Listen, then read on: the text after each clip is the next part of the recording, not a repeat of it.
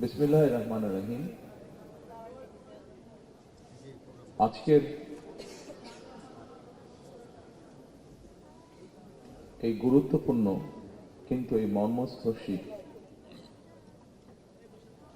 অনুষ্ঠানের সম্মানিত সভাপতি, মঞ্চে উপস্থিত সম্মানিত নেতৃবৃন্দ, আমার সামনে উপস্থিত স্বজনহারা পরিবার বৃন্দের সদস্যবৃন্দ, উপস্থিত অতিথিবৃন্দ, প্রিয় সাংবাদিক ভাইরা, আসসালামু আলাইকুম।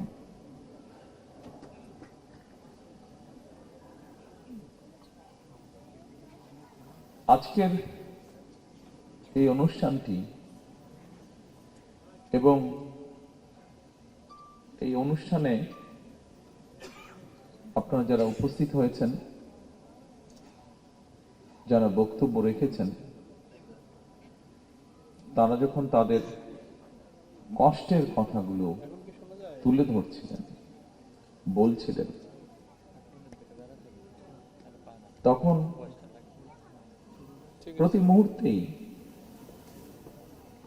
আমি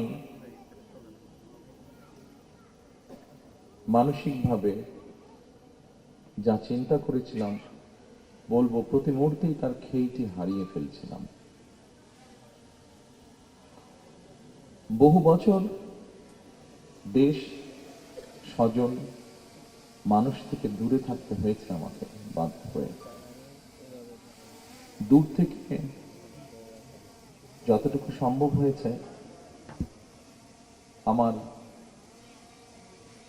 নেতাকর্মী যারা আছেন, নেতাকর্মীর বাইরেও এই স্বজনরা মানুষ সারা দেশে যারা ছড়িয়ে ছিটিয়ে আছেন, দলীয় অবস্থান থেকে আমরা চেষ্টা করেছি স্বৈরাচারের বিরুদ্ধে রাজপথে সরব উপস্থিতি রাখতে, প্রতিবাদ আন্দোলন গড়ে তুলতে। ঠিক একইভাবে আমরা সেই সময় যতটুকু আমাদের সাধ্য সামর্থ্য ছিল তা দিয়ে আমরা চেষ্টা করেছি আমাদের এই স্বজনহারা মানুষগুলোর পাশে গিয়ে দাঁড়াতে। আমরা কতটুকু পেরেছি, কতটুকু পারিনি, সেটির জবাব ভিন্ন। তবে এতটুকু আপনাদের সামনে বলতে পারি, আমাদের আন্তরিকতার কোনো ঘাটতি ছিল না। হয়তো সীমাবদ্ধতা ছিল, সীমাবদ্ধতা আছে এখনো প্রতিটি মানুষের কাছে পাশে গিয়ে দাঁড়ানো, কিন্তু তারপরে আমরা আমাদের চেষ্টা অব্যাহত রেখেছি এবং ইনশাল্লাহ এই চেষ্টা আমাদের অব্যাহত থাকবেও ভবিষ্যতে।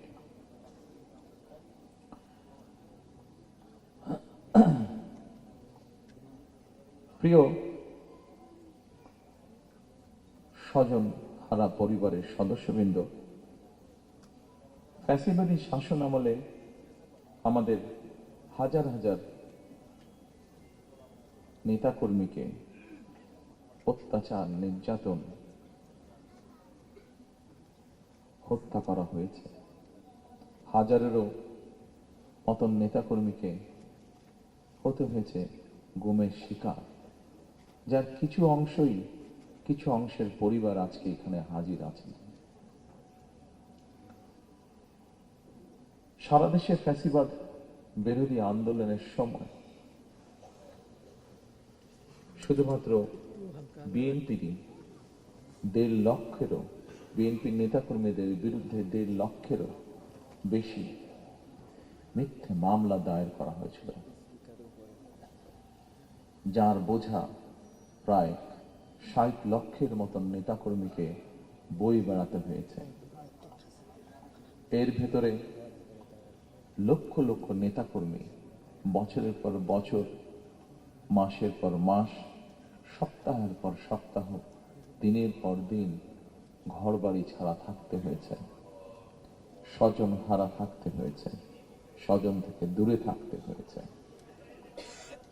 এসব সকল মামলাই ছিল রাজনৈতিক উদ্দেশ্য প্রণোদিত। গুম খুনের সেই বিভীষিকাময় দিনের বা রাতের অবসান হয়েছে। বাংলাদেশের মানুষ গণতন্ত্রের পথে হাঁটতে শুরু করেছে। যেসব মানুষরা তাদের স্বজন হারিয়েছেন, যেসব মায়েরা তাদের সন্তান হারিয়েছেন, যেসব বোনেরা তাদের স্বামীকে হারিয়েছেন, যেসব সন্তানেরা তাদের পিতাকে হারিয়েছেন, তাদের সত্যিকারভাবে যদি বলতে হয়, আসলে আপনাদেরকে সান্ত্বনা দেওয়ার মতন ভাষা বোধহয় আমাদের কাছে নেই।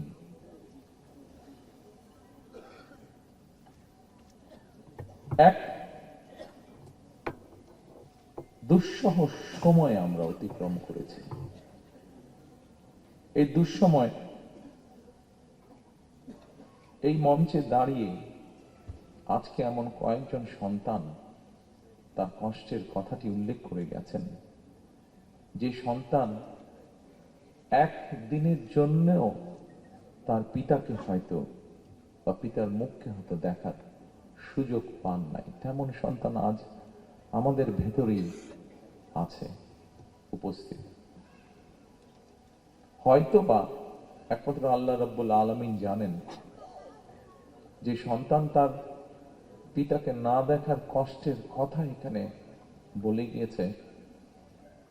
আমরা জানি না, একমাত্র রব্বুল আলামিন জানেন সেই সন্তান তার পিতাকে আবার কোনোদিন দেখবে কিনা।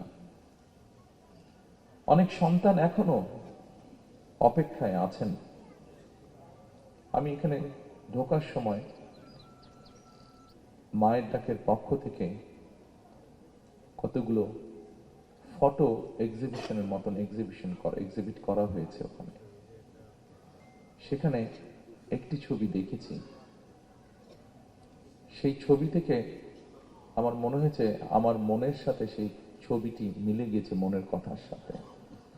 অনেক সন্তান এখনো অপেক্ষায় আছে যে তাদের সেই গুম বা হারিয়ে যাওয়া, যেভাবে বলি গুম হয়ে যাওয়া পিতা হয়তো এখনো হঠাৎ করে তাদের দরজায় এসে কড়াতে নাড়বে।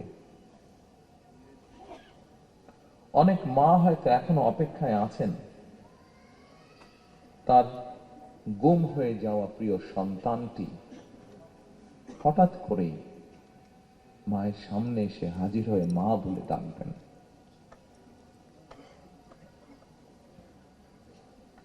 গুম খুন অপহরণের শিকার এইসব মানুষের শোকাতুর পরিবারগুলোর আশা ভাষা হয়ে কাজ করে যাচ্ছে একটি সংগঠন, মায়ের ডাক। ফ্যাসিবাদের শিকার মানুষদের প্রিয় মুখ হয়ে উঠেছে মায়ের ডাকের সানজিদা ইসলাম তুলি। দল হিসাবে সাধ্য এবং সামর্থ্যের সবটুকু নিয়ে নির্যাতিত পরিবারগুলোর পাশে দাঁড়িয়েছে আমরা বিএনপি পরিবার। প্রিয় স্বজনহারা পরিবারের সদস্যবৃন্দ, ১.৫ শতকেরও বেশি সময় ধরে ফ্যাসিবাদ বিরোধী আন্দোলনের তীব্রতা কখনো কখনো হয়তো কিছুটা স্তিমিত হয়েছে, কিংবা আন্দোলন কখনো তুঙ্গে উঠেছে, এবং এই আন্দোলন করতে গিয়ে বছরের পর বছর ধরে অসংখ্য গুম খুন, অপহরণ, মিথ্যা মামলার হয়রানি, নির্যাতনের পরও বিএনপির একজন নেতাকর্মীও কিন্তু রাজপথ ছাড়েনি। একই পরিবারের এক ভাই গুম হয়েছে, আরেক ভাই গিয়ে তার জায়গায় পরের দিন রাজপথে আন্দোলনকে আরো তীব্রতর করার প্রতিজ্ঞার শপথ নিয়ে দাঁড়িয়ে গিয়েছে। কৌশলের নামে গুপ্ত কিংবা সুপ্ত বেশ ধারণ করেনি বিএনপির কর্মীরা। আমি বিশ্বাস করি, দৃঢ়ভাবে বিশ্বাস করি, যে দলের নেতাকর্মীরা অন্যায়ের বিরুদ্ধে এ ধরনের আপোষহীন ভূমিকা রাখতে পারে, সেই দলের বিরুদ্ধে ষড়যন্ত্র কিংবা অপপ্রচার চালিয়ে কেউ এই দলকে দমন করে রাখতে পারবে না ইনশাআল্লাহ। ফ্যাসিবাদী আমলের নির্যাতনের শিকার আমার সামনে বসা হাজারো প্রিয় মুখ, আপনাদের আত্মত্যাগ, আপনাদের বুক ভরা কষ্ট আমরা যারা আজ পেছনে রয়ে গিয়েছি, আমরা আমাদের সর্বশক্তি দিয়ে চেষ্টা করব যাতে এটি বৃথা না যায় ইনশাআল্লাহ। ফ্যাসিবাদ বিরোধী আন্দোলনে যারা গুম হয়েছেন, যারা শহীদ হয়েছেন, তাদের প্রতি আগামী দিনের গণতান্ত্রিক যে রাষ্ট্রের আকাঙ্ক্ষা আমরা দেখছি, সেই গণতান্ত্রিক রাষ্ট্র এবং সরকারের অবশ্যই অনেক অনেক দায় এবং দায়িত্ব রয়েছে। রাষ্ট্র কখনোই আপনাদেরকে ভুলে যেতে পারে না। সকল শহীদদের আত্মত্যাগকে জনমনে স্মরণীয় করে রাখতে আগামী দিনে বিএনপি কিছু পরিকল্পনা গ্রহণ করেছে। যদিও নির্বাচন কমিশনের বাধ্যবাধকতার কারণে এই মুহূর্তে আমি হয়তো বিস্তারিতভাবে সেই পরিকল্পনা আজকের এই অনুষ্ঠানে তুলে ধরতে পারছি না, কিন্তু তারপর বলতে যদিও কষ্ট হচ্ছে যে আমরা দেখেছি নির্বাচনের কমিশনের রিসেন্টলি কিছু বিতর্কিত ভূমিকা বা বিতর্কিত অবস্থান। তারপরেও রাজনৈতিক একটি দায়িত্বশীল রাজনৈতিক দল হিসাবে আমরা ধৈর্যের পরিচয় দিতে চাই।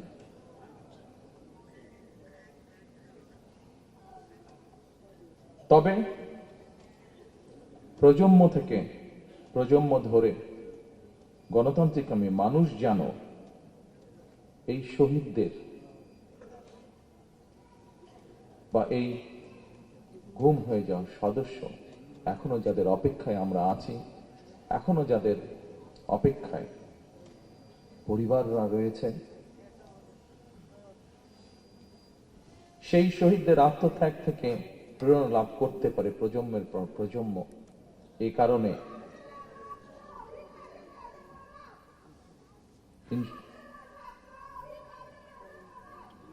ইনশাআল্লাহ ইনশাআল্লাহ মা, ইনশাআল্লাহ আমরা আপনার সাথে আছি, আমরা আপনার সাথে আছি মা। এই কারণেই যা আজ থেকে এক যুগেরও বেশি সময় আগে আমি বলেছিলাম, আজ আবারও এই স্বজনহারা মানুষগুলোর সামনে আমি তুলে ধরতে চাই। সেটি হলো ইনশাআল্লাহ আমাদের দল বাংলাদেশের মানুষের সমর্থন নিয়ে রাষ্ট্র গঠনে, সরকার গঠনে সক্ষম হলে পরে আমরা এই শহীদ পরিবারদের নামে রাষ্ট্রের, দেশের গুরুত্বপূর্ণ সড়ক কিংবা রাষ্ট্রের বিভিন্ন গুরুত্বপূর্ণ সরকারি বেসরকারি স্থাপনার নামকরণ করব, যাতে যাতে প্রজন্মের পর প্রজন্ম এই শহীদদেরকে গৌরবের সাথে স্মরণ রাখতে পারে। প্রিয়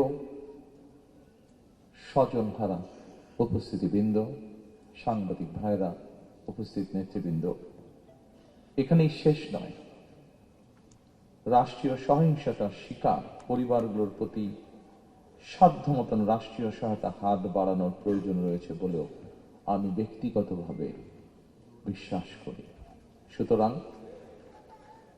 সুতরাং স্বাধীনতা প্রিয়, গণতন্ত্র প্রিয় প্রতিটি মানুষের সামনে জনগণের প্রতি দায়িত্বশীল একটি মানবিক রাষ্ট্র গঠনের সুযোগ আমাদের সামনে এসেছে। কেউ কেউ বিভিন্ন রকম কথা বলে একটি অবস্থা তৈরি করার চেষ্টা করছে, যেখানে এই গণতন্ত্রের পথ যে তৈরি হয়েছে সেটি যাতে বাধাগ্রস্ত হয়। আমি অনুরোধ করব আপনারা, এবং আমি অনুরোধ করব বাংলাদেশের দলমত নির্বিশেষে প্রতিটি মানুষ যারা গণতন্ত্রে বিশ্বাস করেন, সেই প্রতিটি মানুষকে আজ সজাগ থাকার জন্য, যারা বিভিন্ন উসিলা দিয়ে বিতর্ক তৈরি করে গণতন্ত্রের পথকে আবার নষ্ট করার বা ব্যাহত করার চেষ্টা করছেন, তারা যাতে সফল না হয়। প্রিয় স্বজনরা, উপস্থিতিবৃন্দ, এবার যদি আমরা একটি দায়িত্বশীল গণতান্ত্রিক রাষ্ট্র এবং সরকার গঠনের সুযোগ হাতছাড়া করি, তাহলে গণতান্ত্রিক আন্দোলনের আমাদের যে শহীদ, সেই শহীদদের প্রতি জুলুম করা হবে, তাদের আত্মত্যাগের প্রতি অমর্যাদা করা হবে। ৭১ সালের যারা শহীদ হয়েছেন এই দেশকে স্বাধীন করার জন্য, ৯০-এর স্বৈরাচারের বিরোধীতে আন্দোলনে যারা শহীদ হয়েছেন, বিগত ১৬ বছরে যারা গুম শহীদ হয়েছেন, বিভিন্নভাবে নির্যাতিত, পঙ্গুত্ব বরণ করেছেন, ২৪-এর আন্দোলনে, ৫ই আগস্টের আন্দোলনে যারা শহীদ হয়েছেন, যে হাজারো মানুষ যারা বিভিন্নভাবে পঙ্গুত্ব বরণ করেছেন, প্রত্যেকটি অন্যায়ের বিচারকে যদি প্রতিষ্ঠিত করতে হয়, তাহলে আগামী দিনে অবশ্যই বাংলাদেশে একটি গণতান্ত্রিক সরকার দরকার। যে গণতান্ত্রিক সরকার, আপনারা যারা আজকে সামনে বসে আছেন, এখানে উপস্থিত হয়েছেন, শত কষ্ট বুকে নিয়ে এই মানুষগুলো যাতে ন্যায় বিচার পেতে পারে, দেশের আইনের দৃষ্টিতে আইন অনুযায়ী যাতে ন্যায় বিচার পেতে পারে, তার একটি মাত্র উপায় হচ্ছে, সেই ন্যায় বিচারকে নিশ্চিত করার একটি মাত্র উপায় হচ্ছে বাংলাদেশে আগামী দিনে অবশ্যই একটি গণতান্ত্রিক সরকার প্রতিষ্ঠিত করতে হবে। যেই সরকার জনগণের আকাঙ্ক্ষা পূরণে কাজ করবে, যেই সরকার মানুষের যারা নির্যাতিত হয়েছে, অত্যাচারিত হয়েছে, তাদের প্রতি ন্যায় বিচার করবে। আসুন আমরা আজকে সেই শপথ গ্রহণ করি, আমরা আজকে সেই প্রত্যাশা করি। আপনাদের আজকে এখানে আসা, এখানে উপস্থিত হওয়া যাতে বৃথা না যায়, আরো যাতে শহীদ যারা আছেন, শহীদ পরিবার আছেন, প্রত্যেকটি মানুষ সময় লাগুক, কিন্তু ধৈর্যের সাথে আমরা যাতে আপনাদের প্রতি যে অন্যায় হয়েছে সেই অন্যায়ের বিচার যাতে হতে পারে, আপনারা যাতে ন্যায্যতা পেতে পারেন, সেই লক্ষ্যে আমরা কাজ করি, আমরা ধৈর্য ধারণ করি, আমরা আমাদের সজাগ থাকি, যাতে আমাদের গণতান্ত্রিক যাত্রা যা শুরু হয়েছে তাতে যাতে কেউ ব্যাঘাত করতে না পারে। পরিশেষে আবারও শহীদদের আত্মার মাগফিরাত কামনা করে, যারা নির্যাতিত, অত্যাচারিত শহীদ পরিবার, যারা গুম পরিবার, প্রত্যেকের যাতে আইনের দৃষ্টিতে ন্যায্যতা, ন্যায় যাতে প্রত্যেকের প্রতি নিশ্চিত হয়, সেই প্রত্যাশা রেখে আমার বক্তব্য শেষ করছি। আল্লাহ হাফেজ। বাংলাদেশ জিন্দাবাদ।